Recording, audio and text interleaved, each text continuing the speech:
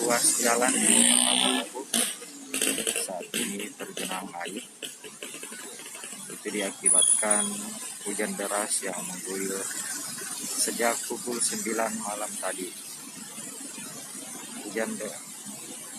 Hujan disertai angin dan petir di Kota Bogor, dan baru berhenti beberapa menit yang lalu.